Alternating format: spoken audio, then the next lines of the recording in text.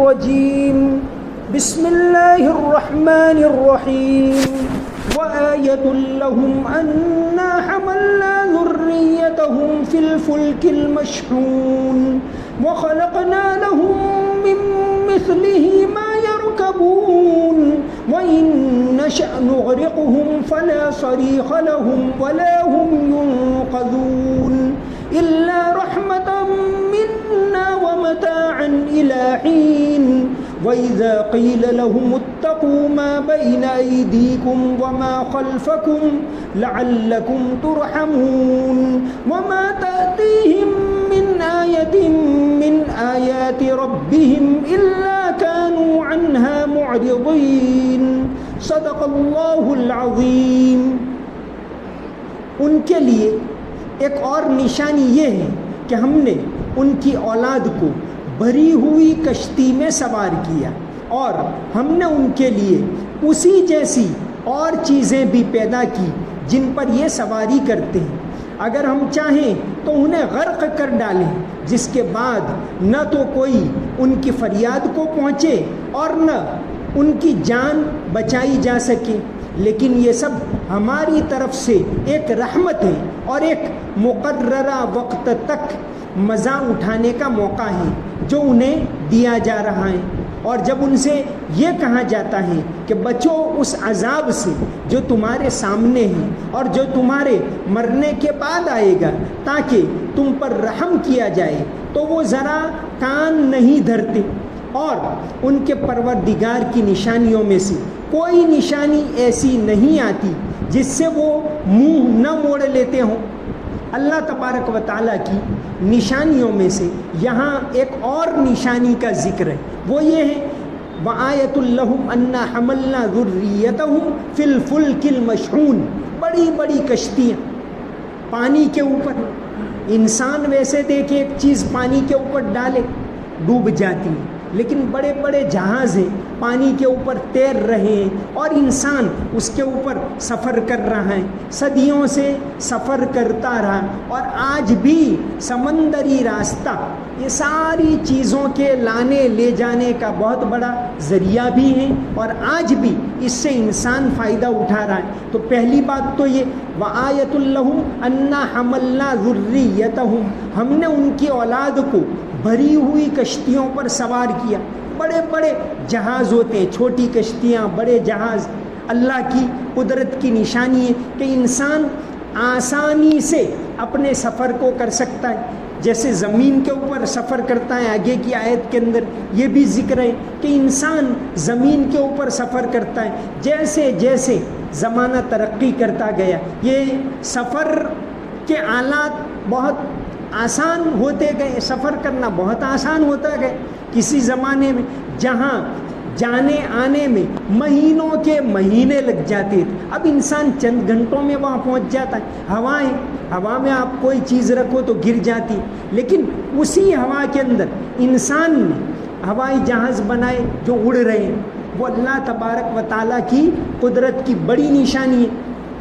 تو فرمایا وآیۃ لہم انا حملنا ذریتہم فی الفلک المشحون، کہ ان کے لیے یہ بڑی بڑی کشتیاں اللہ کی قدرت کی نشانی ہے.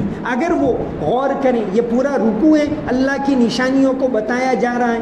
آگے فرمایا وَخَلَقْنَا لَهُم مِّن مِّثْلِهِ مَا يَرْكَبُونَ، اس کے جیسی اور چیزیں ہم نے پیدا کی یا پیدا کریں گے، دونوں یہاں ترجمہ کرتے.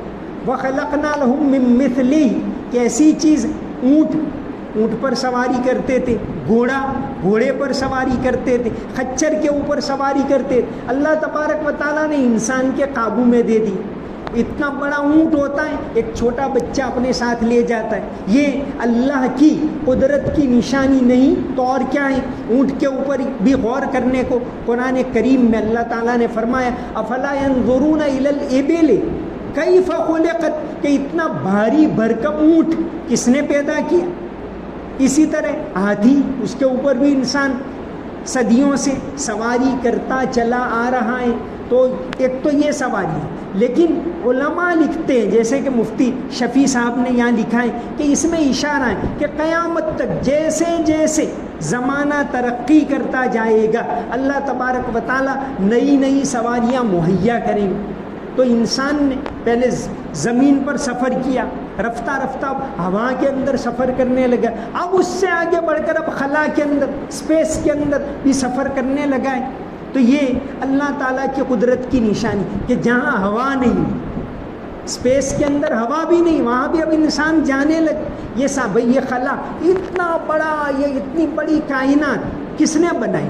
جتنا انسان جائے گا، جتنی اپنی نگاہ دوڑائے گا، جتنا غور کرے گا، وہ اللہ کو اتنا ہی زیادہ پہچانے گا کہ بھئی ہوا ہے، اس کے اندر آکسیجن ہے، اس کے اندر نائٹروجن ہے، یہ ساری چیزیں کس نے پیدا کی؟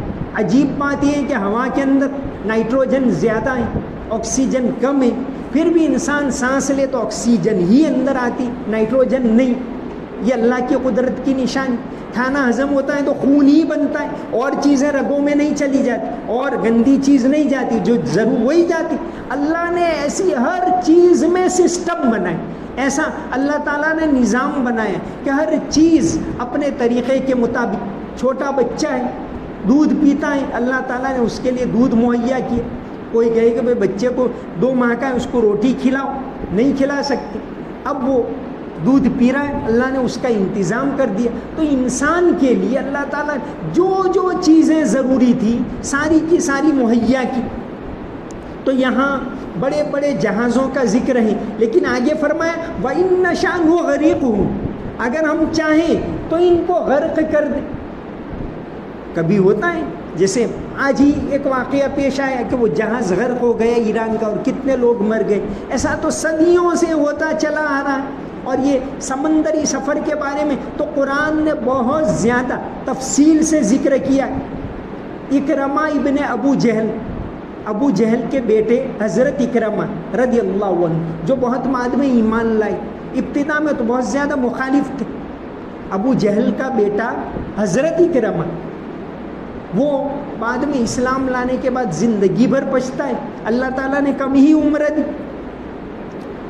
یعنی 38 سال کی عمر ہوئی۔ 38 سال میں تو وہ بازنطینی جنگ کے اندر شہید ہو گئے، لیکن اس سے پہلے بدر میں تو ابو جہل خود موجود تھے مقابلہ کرنے کے لیے۔ احد میں تو ابو جہل نہیں تھے۔ تو یہ ان کا بیٹا حضرت اکرمہ، لیفٹ ونگ ان کے ہاتھ میں تھی، میسرہ اور میمنہ خالد بن ولید دونوں مقابلہ کرنے کے لیے احد کے اندر آئے۔ تو حضرت اکرمہ چونکہ بہت زیادہ مخالفت کرتے رہے، تو جب مکہ فتح ہوا آپ صلی اللہ علیہ وسلم نے عام معافی کا اعلان کر دی۔ حالانکہ کتنا سنگین مرحلہ تھا کہ چند سال پہلے سن 8 میں فتح ہوا، یعنی 8 سال پہلے تک تو یہ مکہ والے ان کو ملک نکال دیا، شہر سے نکال دیا، اتنا نہیں، مدینہ چلے گئے تو وہاں بھی لڑنے کے لیے آئے۔ لڑائیاں جو ہوئی زیادہ تر مدینہ کے آس پاس ہی ہوئی، مدینہ والے وہاں لڑنے نہیں گئے۔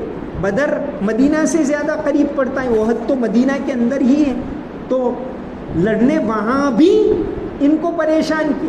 اس کے باوجود آپ صلی اللہ علیہ وسلم نے معاف کر دیا، فرمایا الیوم یوم المرحمہ، آج رحم دلی کا دن ہے، معاف کرنے کا دن ہے، لا تثریب علیکم اليوم، یہ اعلان کر دیا آپ صلی اللہ علیہ وسلم۔ سوائے چند لوگوں، چند نام لیا آپ صلی اللہ علیہ وسلم کہ اگر ہمیں آگے دین کا کام کرنا ہے تو اتنے لوگوں کو نہیں بخشا جائے گا، اس میں اکرمہ کا بھی نام تھا۔ اب یہ مکہ چھوڑ کے چلے گئے، ان کی بیوی ام حکیم بہت زیادہ سمجھدار تھی۔ حضرت اکرمہ رضی اللہ عنہ کی بیوی تھی ام حکیم، وہ بہت زیادہ سمجھدار تھی۔ ابو جہل کی بھتیجی، ابو جہل کا ایک بھائی تھا حارث کی بیٹی، دونوں چچا زاد بھائی بہن، اکرمہ اور ام حکیم۔ تو ام حکیم نے سوچا کہ حضور ضرور معاف کر دیں گے، میں جاؤں۔ تو اکرمہ تو چلے گئے کہ بھئی میں تو چلا جاتا ہوں یمن، عربوں کے لیے ان کا تجارت، جو ان کی تجارت ہوتی تھی، گرمی میں تو یہ شام کا سفر کرتے تھے، رحلت الشتاء والصیف، اور سردی کے اندر یمن کا سفر کرتے تھے۔ اور یہ تاجر لوگ تھے مکہ والے، بڑی بڑی تجارتی منڈیاں ہوتی تھی، تو اکرما نے کہا کہ نہیں میں تو چلا جاتا ہوں، مجھے ان کی بات نہیں ماننی، میں مکہ چھوڑ دیتا ہوں، چلا جاؤں گا، اور ارادہ کر کے یمن کے اندر مخزوم قبائل کے ساتھ چونکہ ان کے تجارتی کانٹیکٹ تھے تو کہا میں وہاں چلا جاؤں۔ حضرت حکیم ٹھہر گئی، حضور کے پاس گئی اور کہا کہ حضور اکرما کو بخش دو۔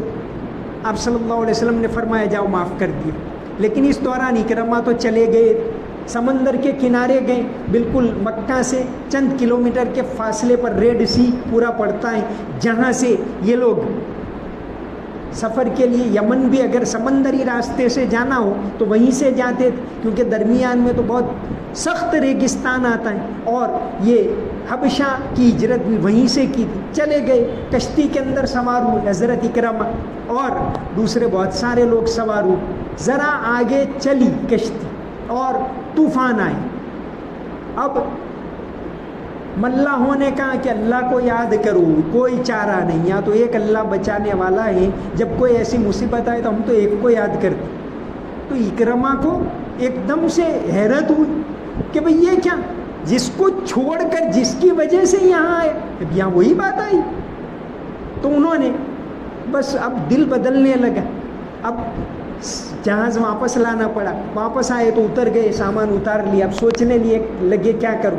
اس دوران حکیم وہاں آئی، ان کو اندازہ یہی تھا کہ یہیں سے سوار ہوں گے اور ملاقات ہوئی، کہا کہ حضور نے معاف کر دیا، تو پھر وہ واپس چلے گئے۔ تو یہ سمندری سفر کا اس طرح حدیث کی کتابوں میں بھی ذکر آتا ہے۔ اسی طرح حضرت تمیم داری رضی اللہ عنہ، ان کا بھی ایک عجیب سمندری سفر کا تذکرہ آتا ہے حدیث کی کتابوں کے اندر۔ تمیم داری وہ تو عیسائی تھے، بعد میں مسلمان ہوئے، بالکل سن ہجری 9 میں، اور بہت بڑے تاجر تھے، انٹرنیشنل بزنس مین تھے۔ تو یمن سے یہاں سے سیریا سے آئے تو ان کا بھاری بڑا سامان آئے، مسجد نبوی کے پاس آئے شام کو، اور دیے لے کر آئے تھے، فانوس، مسجد نبوی میں سب جگہ جلا دی۔ اس سے پہلے 9 سال تک اندھیرے میں نماز پڑھی، 8.5 سال تک۔ لوگ کہتے ہیں بھائی عشاء میں تراویح مولانا لائٹ بجھا دیتے ہیں اور جلا دیتے ہیں، اور یہ صحیح ہے یا نہیں ہے، خیر ہیں جلائیں تو ٹھیک ہے۔ تو 8.5 سال تک اندھیرے میں نماز پڑھی۔ پہلی مرتبہ حضرت تمیم داری رضی اللہ عنہ نے چراغ جلائے، رکھ دیے۔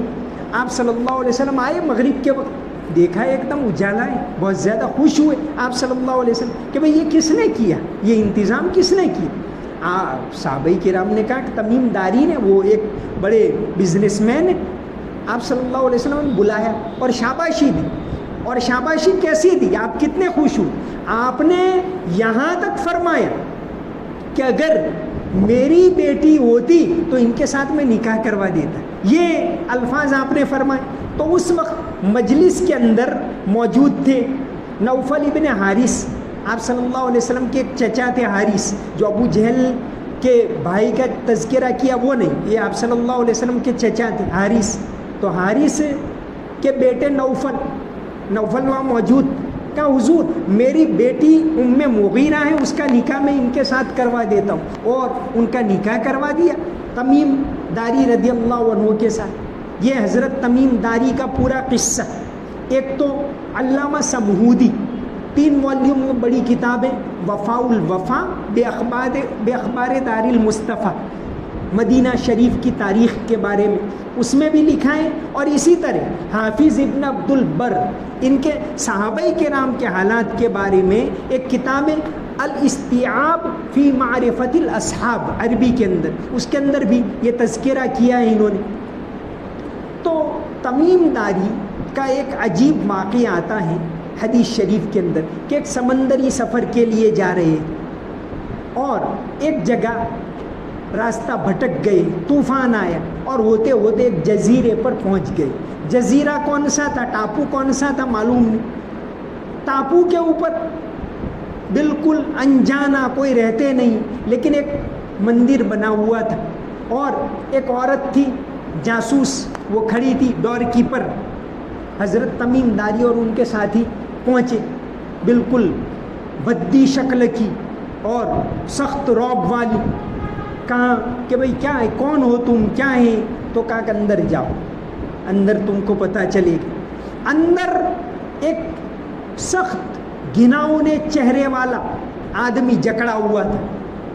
اب یہ مثال ہے، بہت سے لوگ کہتے ہیں کہ بھئی یہ دجال ہے، لیکن اکثر محدثین کی رائے ہے کہ ایک تمثیلی طور پر بیان کیا کہ بھئی یہ دجال ہے. دجال تو کون ہوگا، کب آئے گا، کوئی پتہ نہیں، دجال آنے والا. لیکن اس نے سارے حالات بتائے کہ قیامت سے پہلے کیا ہوگا دنیا کے اندر، یہ ساری باتیں بتائی. حضرت تمیم داری جب آئے، چونکہ دجال اس نے جو بندھا ہوا تھا اس نے یہ بات بتائی کہ دجال مدینے پر حملہ نہیں کر سکے گا. تو حضرت تمیم داری جب آئے آپ صلی اللہ علیہ وسلم کے سامنے واقعہ ذکر کیا، فوراً آپ نے نماز پڑھائی، سب کو جمع کیا اور خطبہ دیا. اس میں یہ ساری باتیں بتائی کہ دجال کب آئے گا، وہ کیا کرے گا، کس طرح. اس میں آپ نے ایک بہت خوشی کا اظہار کیا، اور خوشی اس بات کی کہ دجال مدینہ پر حملہ نہیں کر سکے گا، دجال مدینے کو اپنے قابو میں نہیں لے سکے گا. یہ بات آپ نے بتائی تھی. تو یہ دونوں عجیب سمندری سفروں کا ذکر حدیث کی کتابوں کے اندر بھی آتا ہے.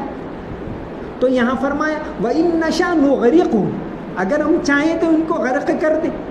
بھئی اتنی بھاری آپ دیکھتے ہیں جب کشتی گئی سارے کے سارے مر جاتے.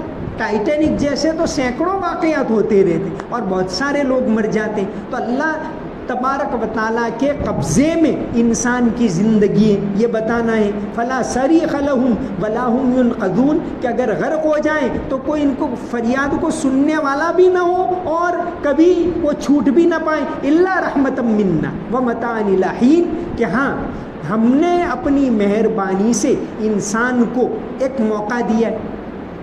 انسان کبھی بیماری میں پھنس گیا، کچھ نہیں کر پاتا.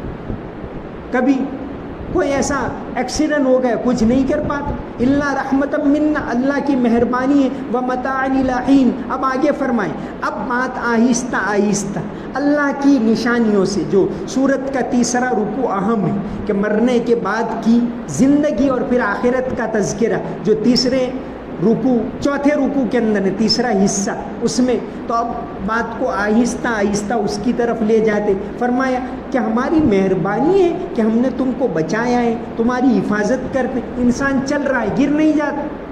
آدمی بھئی گر جانا چاہیے، جانور دو پاؤں پر چار پاؤں پر چلتا ہے، وہ دو پاؤں پر نہیں چل پاتا. انسان کو اللہ نے کیسا سیدھا ڈھانچہ دیا کہ دو پاؤں پر چل پاتا ہے، بات کر پاتا ہے، اپنی بات دوسرے کو سمجھا پاتا ہے. یہ ساری اللہ تبارک و تعالیٰ کی مہربانیاں ہیں. الا رحمتا منا ومتاعا الی حین، ہم نے ایک مقررہ وقت تک اس کو موقع دیا ہے. وَإِذَا قِيلَ لَهُمُ اتَّقُوا مَا بَيْنَ أَيْدِيكُمْ وَمَا خَلْفَكُمْ لَعَلَّكُمْ تُرْحَمُونَ. تو انسان کو چاہیے کہ دو باتوں سے سبق حاصل کرے. ایک تو بھئی میرے حالات کیا ہیں، مَا بَيْنَ أَيْدِيكُمْ، کہ بھئی کبھی بیماری آتی ہے تو انسان کو یاد دلا رہی، کبھی کوئی مالی تکلیف آ گئی انسان کو چوکنا کر رہی کہ تو ہمیشہ رہنے کے لیے دنیا میں نہیں ہے اور دنیا کا سارا نظام تیرے ہاتھ میں بھی نہیں ہے. تو نہیں تھا تو بھی دنیا چلتی تھی، تو چلا جائے گا تو بھی اللہ جب تک چلائے گا چلتی رہے گی، تیرا ہاتھ میں نہیں ہے. تو ایسا مت سمجھ کہ بھئی دنیا کو میں چلا رہا ہوں. وَإِذَا قِيلَ لَهُمُ اتَّقُوا مَا بَيْنَ أَيْدِيكُمْ وَمَا خَلْفَكُمْ لَعَلَّكُمْ تُرْحَمُونَ، کہ تمہارے سامنے جو حالات ہیں اس سے سبق لو. وَمَا خَلْفَكُمْ، اور آگے آنے والے ہیں اس سے سبق لو کہ آگے کیا آنے والے. پھر آگے کے رکوع میں ذکر ہو رہا ہے کہ وَمَا خَلْفَكُمْ، کہ آگے مرنا ہے، قبر میں جانا ہے، حشر میں جانا ہے، اللہ کو حساب دینا ہے، وہ سب تو آنے ہی والا ہے. دنیا میں جو چھوٹی چھوٹی باتیں آ رہی ہیں انسان کو اپنا محاسبہ کرتے رہنا چاہیے، اپنا حساب. بھئی انسان بزنس ہوتا ہے تو حساب کرتا ہے کہ بھئی کیا ہوا، اس میں میرا فائدہ ہے کہ نقصان ہے. وہ وقت میں کتنا ٹیکس بھرتا ہوں، کتنا فائدہ ہوتا ہے، کتنا نقصان ہوتا ہے، کتنا نوکروں کو، سب حساب کرتا ہے کہ بھئی فائدہ ہو رہا ہے کہ نہیں، فائدہ ہوتا ہے تو کرتا ہے. تو کہا زندگی کا بھی تو اس طرح حساب کرو بہت بھلے طریقے سے. نبی کریم صلی اللہ علیہ وسلم نے اس بات کو سمجھایا. حدیث شریف کے اندر آتا ہے، حضرت ابو مالک اشعری رضی اللہ عنہ سے مروی کہ آپ صلی اللہ علیہ وسلم نے فرمایا کل الناس یغدو، ہر انسان روزانہ ایک نئی صبح لے کر آتا ہے. فبائع النفس، روزانہ وہ اپنی جان کا بزنس کر رہا ہے. فمعتقها او موبقها، یا تو وہ اپنے آپ کو ایک آزادی کی طرف لے جا رہا ہے یا اپنے آپ کو ہلاکت کی طرف لے جا رہا ہے. تو یہ زندگی ہے، وہ بھی ایک بزنس ہے، اس کا بھی حساب ہونے والا ہے. تو انسان کو اپنا محاسبہ کرنا چاہیے. یہ یہاں بتایا جا رہا ہے.